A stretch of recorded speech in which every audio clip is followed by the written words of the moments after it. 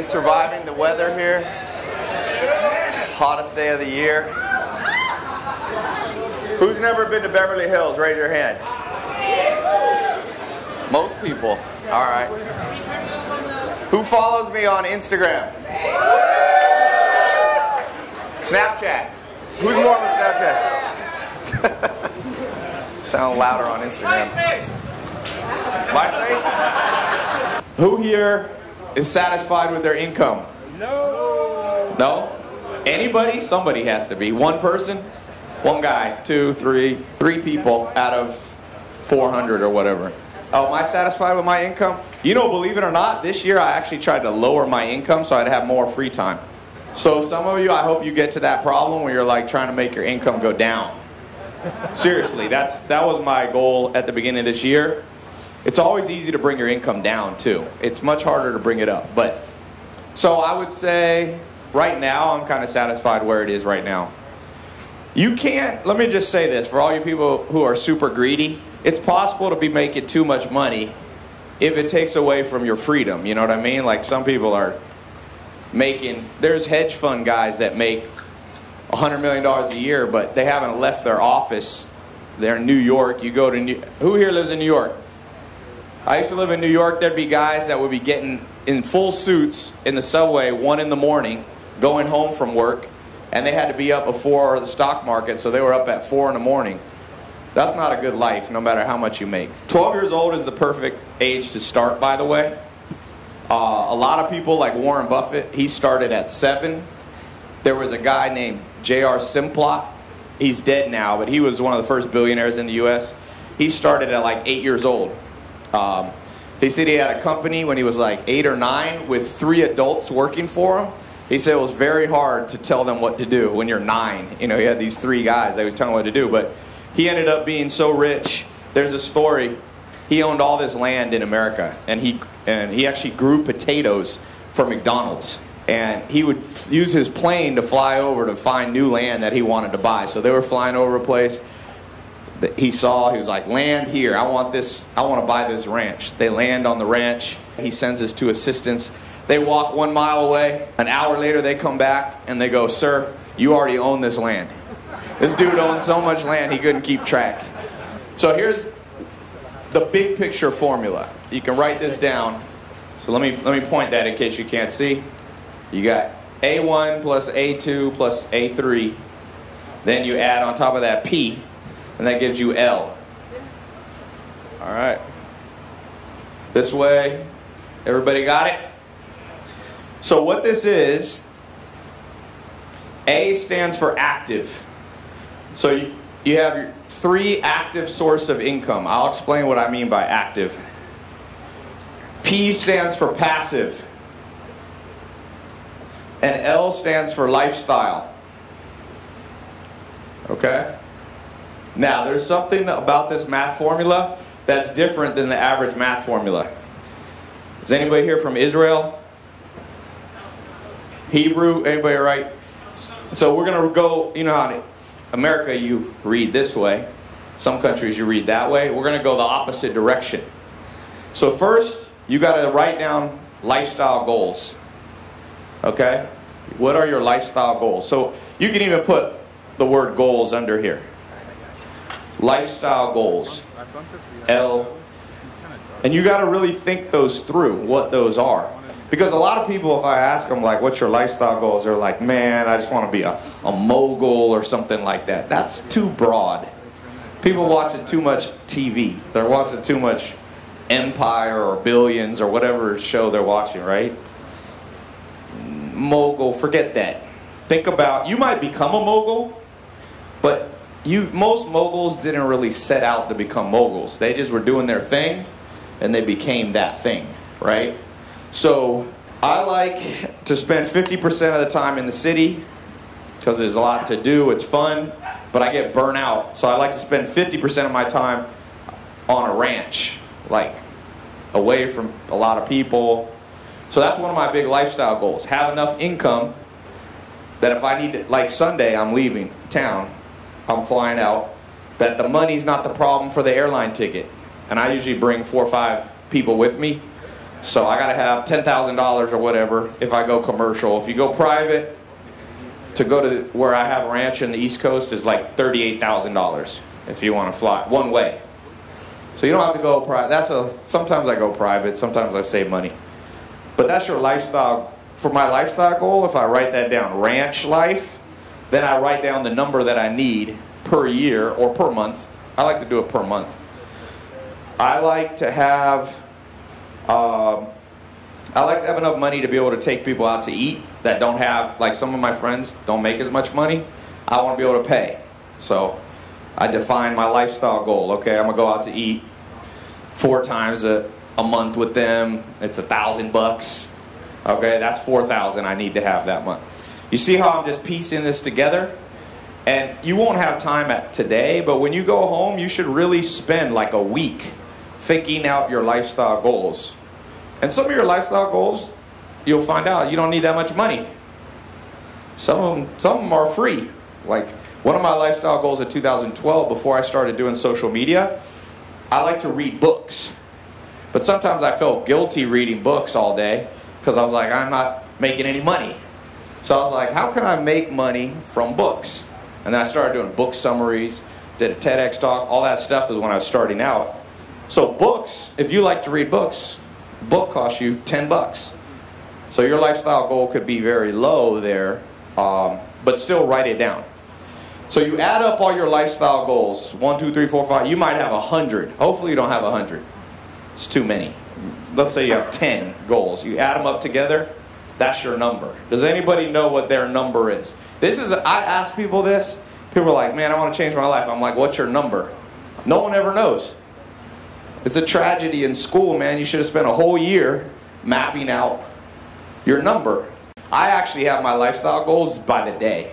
But it's a little more complicated, so I don't want to make it too complicated. What's your number? $6,000 a month. Okay? How much is that a day? $200. So his number is $200 a day. So how much does he need to make per hour if he had an automated business?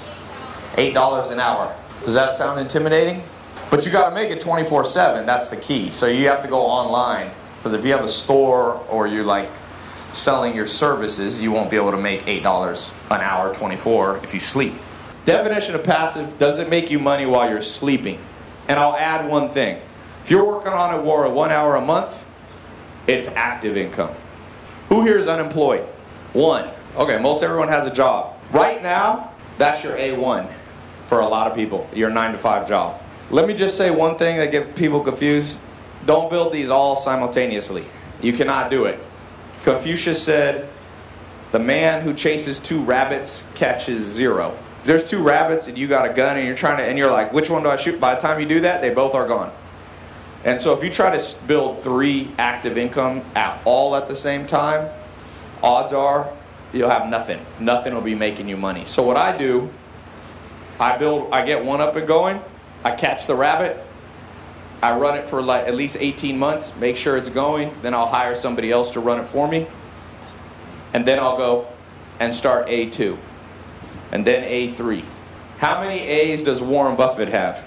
I looked on his Wikipedia, he has like 99.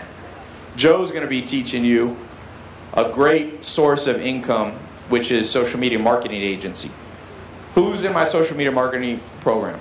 Cool, a lot of you. If you already have a job, that's a great second one to build as a part-time thing. If you don't have a job, that thing is people around the world are making a lot of money in this program. It's crazy the amount of testimonials I get. I was in Australia. I went with Arnold Schwarzenegger to speak at this thing that he had. Actually, is Gore in here? He's a promoter down in Australia. He brought me to Australia. He brings Arnold Schwarzenegger there. And while I was walking around the day before I gave a talk, this kid comes up to me. Two people, actually. I put it on my Snapchat if you follow. One kid, I was at the gym in the hotel, and he comes up to me and he's like, I'm 17 years old, I'm still in high school. I started a social media marketing agency. And I said, how much are you making? He's making 17,000 Australian, which was like 12 grand a month US. That's good, while he's still in high school. And he said he's only been doing it for like 6 months.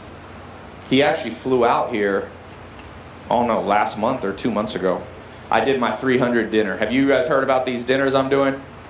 These you can't pay to get in. They're just, I invite the people who get the best results. So I'm trying to specifically track 300 people from rags to riches. That kid was invited into the 300 group. Because if you're 17 and you're making 12 G's a month, you're on track to do big things. What did Drake say? If you don't have haters, you're not popping. If you just start doing stuff, you start posting, that person you thought was a friend, you'll be like, oh, why you gotta show off? Why you gotta show off? That's the person that you kick out of the circle. People should either be giving you constructive criticism. They don't always have to approve everything. Either constructive or they should be nice. You don't need anything else in that circle. You will make the average of the 5 closest people to you. That's an old saying. Guess your 5 closest friends' income. Is the average friend making 30 to 40 and you're making 50? So you're the best one in the group. You don't want to be the best one in the bubble. You want this bubble to be full of people that intimidate you. All growth comes from being intimidated. If you're always feeling comfortable, comfort comes from from status, right?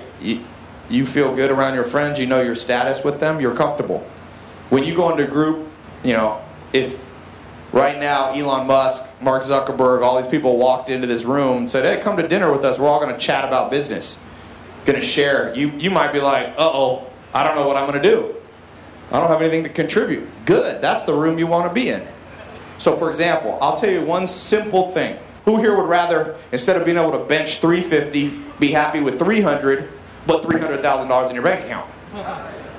I have a shirt that says, it's for all the meatheads in LA, less bench, more bank. See what I'm saying? Every person here should read a book a week for the next 18 months. That's 52 books a year. Now, I count audio books. When everybody else is listening to music, I got nothing against music, but I do have something against music if you're listening to it 8 hours a day. That's not a balance. I can tell you this, I know Rihanna, I know they're getting rich. They're happy that people listen to music 8 hours a day. It makes them rich, but it doesn't make you rich. Does that make sense? You can't always make other people rich. You also have to focus on yourself some. In the time when your friends, like on the way to school, when you're answering emails, when you're working out in the gym, you don't have to listen to music to work out. Some people argue with me and they're like, well, you should not listen to audiobooks while you lift weights because you won't get as strong. Well, fine, don't be as strong. So maybe there's truth to that. I'm willing to take that compromise.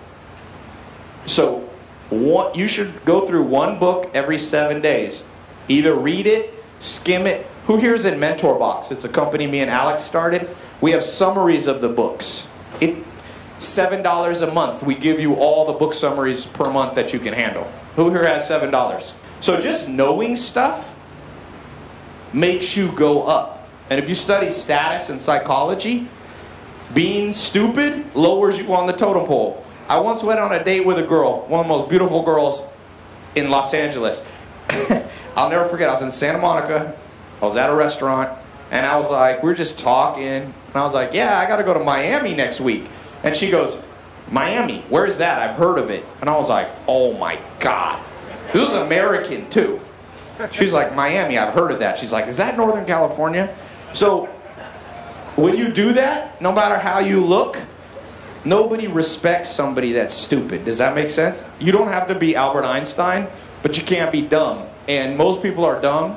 You read 52 books a year, I promise you, your status in other people's eyes will go up naturally without you trying it, without you forcing it. The best way to laugh, I promise you this, especially for a lot of people in a room, how you think. People shut up when you make more money than them. I'm telling you. Of all the critics I've ever had online, anybody in my entire 4 years of being pretty big on social media, never had one person in person criticize me. Even though I could tell that person might not like me, because success is power. And a good kind of power. It's respect. What did they say in Scarface? When he was the one guy kept hitting on the girls. What did Al Pacino say? He said, no, this is America.